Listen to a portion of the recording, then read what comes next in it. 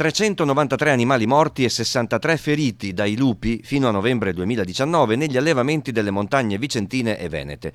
La Regione chiede da tempo al Ministro dell'Ambiente Sergio Costa di rivedere la legge nazionale di tutela del lupo, con precise deroghe. Richiesta inascoltata. Che possa prevedere comunque, come già avviene in altri stati europei come la Francia, come l'Austria, la Croazia stessa, che sono comunque parte di questa Europa, se la sovrappopolazione anche dei grandi carnivori ma anche della fauna selvatica in generale porta uno squilibrio all'interno dell'ambiente, una percentuale di questi individui possa essere o abbattuta o traslocata in altre aree dove non possa provocare danni. Sulle montagne venete si stima la presenza di 12 branchi stabili di circa una decina di lupi ciascuno.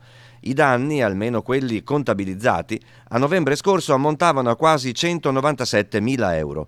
In montagna si allevano bovini da latte e da carne. Le due cose devono sussistere, devono convivere, lo sappiamo, ma se ci sono dei lupi troppo confidenti o troppo pericolosi e che naturalmente predano sempre sullo stesso posto o nella stessa mandria, devono anche essere spostati o eliminati. La Regione Veneto chiede che la deroga alla legge nazionale entri in vigore prima della prossima stagione dell'alpeggio, altrimenti, sottolinea PAN, l'intero settore dell'allevamento in montagna rischia l'estinzione.